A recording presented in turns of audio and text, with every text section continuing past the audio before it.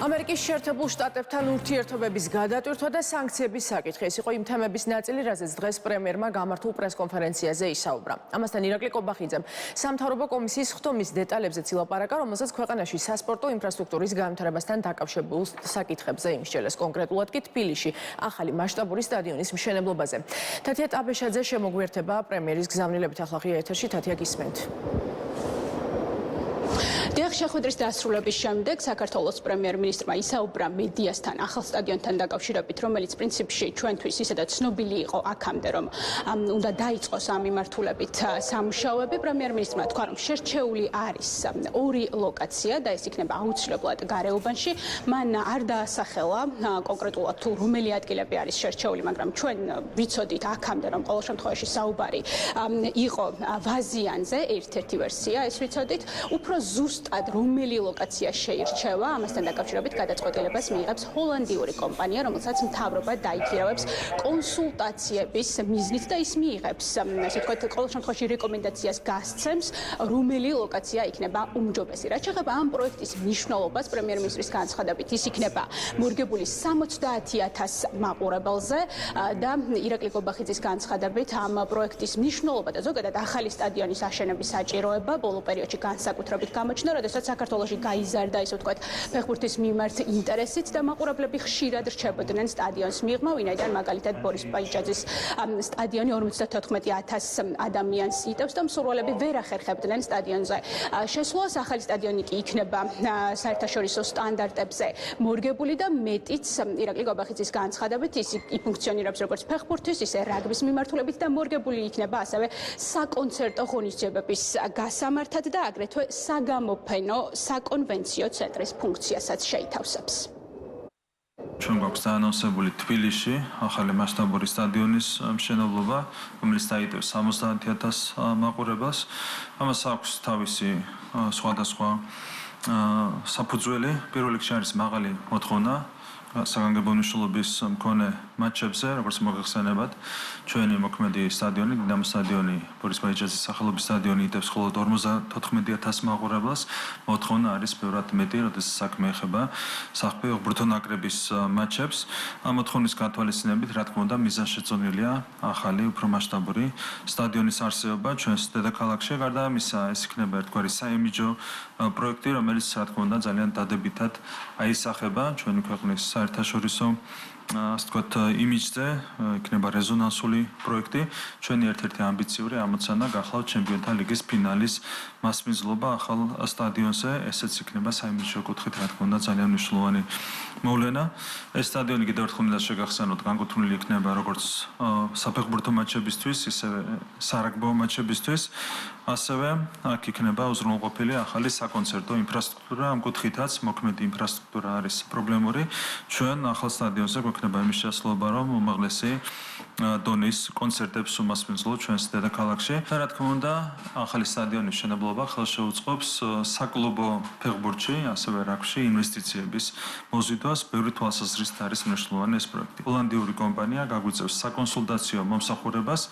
შემუშავდება ერთგვარი მასტერპლანი, კონცეფცია ახალი სტადიონისთვის ჩვენს ჰოლანდიელ პარტნიორებთან ერთად, რომელსაც ჩართული ეყოლება მათ შორის UEFA-ს ექსპერტები ამ სტადიონის კონცეფციის შემუშავების პროცესში. სხვადასხვა ალტერნატიული ლოკაცია განვიხილეთ, ჩვენ არ გავუსწრებთ წინ მოვლენებს, დავალოდებით ჰოლანდიურ კომპანიას. მათი რჩევა იქნება საგანგებოდ მნიშვნელოვანი ბუნებრივია ლოკაციის შერჩევის პროცესშიც.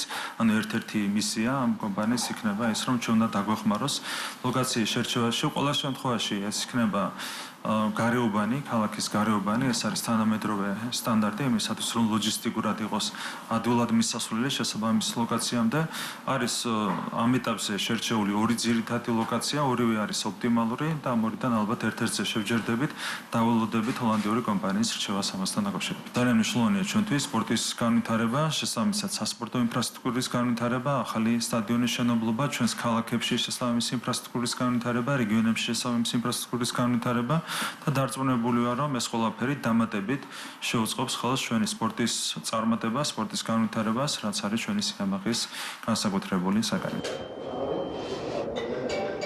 ირაკლი კობახიძემ ასევე ისაუბრა პოლიტიკურ თემებთან დაკავშირებით, ბუნებრივია, მაღალ ინტერესი იწვევს ამ დრომდე საზოგადოებაში ამერიკასთან ურთიერთობების გადატვირთვის საკითხი, რომლის შესახებ მზაობა საქართველოს მთავრობას უკვე დიდი ხანია აქვს გამოთქმული. ირაკლი კობახიძის განცხადებით, ეს მათ წარმოუდგენიათ სპეციალური გზამკვლევით, მაგალითად, როგორც ეს არის ევროკავშირის ასოცირების დღესწესრიგი, დაახლოებით მსგავსი მიმართულებით საუბრობს ირაკლი კობახიძე, მისი თქმით, ღირებულებითი თანხwebdriver აქვს ქართულ ოცნებას ამერიკის ახალ პრეზიდენტთან და იმედოვნებს, რომ სრულად დაამარცხებს დონალდ ტრამპი Deep State-ს ამერიკაში, ხოლო იმ შემთხვევაში თუ ვერ დაამარცხებს, ეს შეკითხვაც დაისვა მედიის მხრიდან, რა მოხდება და როგორ წარმოუდგენია მას მოვლენების განვითარება, ამ შეკითხვის საპასუხოდ საქართველოს პრემიერ-მინისტრმა თქვა, რომ ეს იქნება პრობლემა აბსოლუტურად ყველასთვის, მაგალითად კი დაასახელა უკრაინაში განვითარებული აგრესია, ესე ვთქვათ,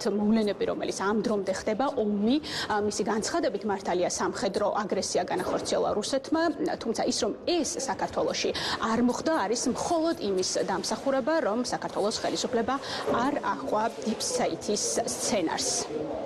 ჩვენ, რა თქმა უნდა, ვართ ძალიან დაინტერესებული, რომ მოხდეს ურთიერთობების გადატვირთვა და უფრო მეტიც, ჩვენ განვაცხადეთ, რომ გვინდა სუფთა ფურცლიდან განმაახლოთ სტრატეგიული პარტნიორობა ამერიკის შეერთებულ შტატებთან და უფრო მეტიც, გვინდა ეს გავაკეთოთ კონკრეტული გზამკვლევით, დაახლოებით ისეთივე გზამკვლევით, როგორც არის შედგენილი ევროკავშირის საქართველოს ურთიერთობებისთვის, როგორც არის ასოცირების დღესწესრიგი, მზად ვართ, რომ კონკრეტული გზამკვლევით, კონკრეტული ინდიკატორებით, კონკრეტული სამიზნე მაჩვენებლებით განვაახლოს სტრატეგიული პარტნიორობა ამერიკის შეერთებულ შტატებთან. ჩვენ ვართ მოხარული, რომ გვაქვს ღირებულებითი თანხwebdriver პრეზიდენტის, ახალი პრეზიდენტის ადმინისტრაციასთან. ბევრი რამ იქნება დამოკიდებული იმაზე, თუ რამდენად შეძლებს პრეზიდენტ ტრამპის ადმინისტრაცია Deep State-ის სრულად დამარცხებას ამერიკის შეერთებულ შტატებში. ჩვენ ვართ ზოგადად ოპტიმისტურად განწყობილი და კიდევ ერთხელ გვაქვს სრული მზაობა იმისათვის, რომ გადაიტვირთოს ქართულ-ამერიკული ურთიერთობები. Deep State-ი თუ ვერ დამარცხდა, ეს იქნება პრობლემა არა მარტო ქართულ-ამერიკული ურთიერთობებისთვის, არამედ ეს იქნება პრობლემა მთელი მსოფლიოსთვის. იმიტომ რომ ჩვენ ვიცით, რომ Deep State-ი არის დაკავებული მსოფლიოს მასშტაბით ომების გაჩაღებით და უამრავი პრობლემა შეუქმნა არაერთ ქვეყანას, ხო? რა მდგომარეობამდე მიიყვანეს უკრაინა, ხედავთ თქვენ. ხო? ან სხვა ქვეყნები აღარ მინდა ყველა ჩამოთვალო. რა თქმა უნდა, მსოფლიოსთვის იქნება მთლიანად პრობლემა Deep State-ის ვერ დამარცხება, არა მარტო საქართველოს. ჩვენ დავიტოვოთ, კი, Deep State-ის პოლიტიკა მიიყვანა აქამდე ამ მდგომარეობამდე უკრაინა და საქართველოს მიმართაც ჰქონდა Deep State-ის უკრაინიზაციის პირდაპირ ინტერესი. რუსეთმა განახორციელა სამხედრო აგრესია უკრაინაში, მაგრამ კითხვა არ გაქვთ, რატომ არ მოხდა იგივე საქართველოში.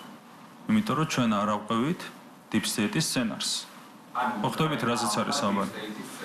ჩვენ რა სცენარი იყო და ომის სცენარი იყო. პირველი ფრონტის სცენარი იყო უკრაინაში, მეორე ფრონტის სცენარი იყო საქართველოში. ჩვენ რომ ვერ გაგვეძლო ზეწოლისთვის, შანტაჟისთვის, ამ შემთხვევაში ჩვენ ავყვებოდით Deep State-ის სცენარს, რაც სამწუხაროდ ვერ იქნა უზრუნველყოფილი უკრაინის შემთხვევაში. ძალიან სამწუხაროდ, ჩვენი მეგობარი ქვეყანა უკრაინა არის განადგურებული, 10 მილიონამდე ადამიანი არის ტოლულად ქცეული, 3 მილიონი არის გახიზნული რუსეთში, დანარჩენი არის გახიზნული ევროპაში და სხვა ქვეყნებში. ინფრასტრუქტურა არის განადგურებული, ელექტროენერგიის გენერაციის ნახევარზე მეტი არის დაკარგული და განადგურებული. დაღუპულებზე აღარაფერს ვამბობ, 100,000-ობით ადამიანი არის დაღუპული, გენოფონდი გაუნადგურეს უკრაინას. ეს არის ზუსტად იმის შედეგი, რომ უკრაინაში ვერ გაუძლეს Deep State-ის ზეწოლას, რასაც გაუძელით ჩვენ, ხო, ზეწოლას და შანტაჟს.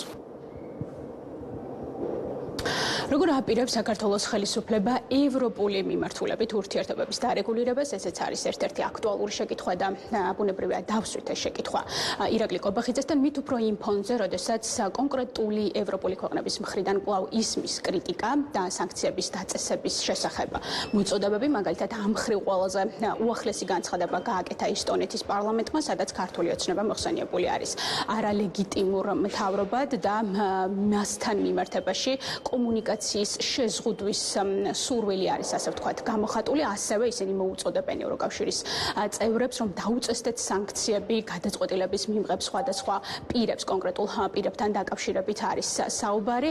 ამ განცხადებას უწოდა მიუღებელი ირაკლი კობახიძემ და თქვა, რომ საქართველოს ხელისუფლება რჩება ცალმხრივი მეგობრობის რეჟიმში ესტონეთთან, ხოლო რაც შეეხება თავად შინაარს ამ განცხადებისას ირაკლი კობახიძის თქმით, ეს არის deep state-ის გავლენა, რომელიც არის არა მხოლოდ ამერიკაში, ასევე ევროპაშიც გავრცელებული და შესაბამისად ჩვენ შეგვიძლია მის განცხადებაზე დაყრდნობით ვივარაუდოთ ის, რომ ევროპული ურთიერთობების დარეგულირებაც სწორედ deep state-ის დამარცხებაზე არის დამოკიდებული ქართული ოცნებისთვის. იმ პირობებში, როდესაც deep state-ზე არის წნეხი ამერიკის შეერთებულ შტატებში, deep state არის კიდევ უფრო მეტად გააქტიურებული ევროპაში. თქვენ იცით, რომ განსაკუთრებით ბალტიისპირეთის ქვეყნებში არის deep state-ის გავლენა ძალიან სერიოზული, ეს აისახება რა თქმა უნდა ესტონეთზეც. ჩვენ ესტონეთთან ვრჩებით ცალმხრივი მეგობრობის რეჟიმში, ეს არის ერთ-ერთი, რაც შემიძლია გითხრათ, რა თქმა უნდა ასეთი განცხადებები არის მიუღებელი, ეს არის ცალსახად ანტიქართული განცხადება, რაც გამოხატავს უპატივცემულობას ქართველი ხალხის ნების მიმართ, თუმცა ჩვენ ვრჩებით ცალმხრივი მეგობრობის რეჟიმში ესტონეთთან გამომდინარე ისტორიული მეგობრობიდან, რომელიც არის ჩამოყალიბებული ქართველ და ესტონელ ხალხებს შორის. ეს განცხადებები ირაკლი კობახიძემ გააკეთა სამთავრობო კომისიის დასრულების შემდეგ. ამ კომისიაზე მან იმსჯელა სპორტის წარმომადგენლებთან და ასევე მთავრობის სხვადასხვა უწყების წარმომადგენლებთან ერთად სპორტული ინფრასტრუქტურული პროექტების განვითარებასთან დაკავშირებით, რაშიც მათ შორის დასახელებული იყო ახალი სტადიონი, როგორც უკვე ვთქვით, შერჩეული არის 2 ლოკაცია გარეუბანში და გადაწყვეტილებას ამ ყველაფერთან დაკავშირებით მიიღებს ჰოლანდიური კომპანია, რომელიც კონსულტაციებისთვის არის დაქირავებული. გარდა ამისა, კომისიაზე ისაუბრეს კიდევ სხვა პროექტებზე, დაახლოებით 40-მდე პროექტზე, რომელიც უკვე რეგიონებში გულისხმობს სასპორტო ინფრასტრუქტურის განვითარებას. მადლობ თათია ტაბეშაძე საუბრობდა პირდაპირ ეთერში.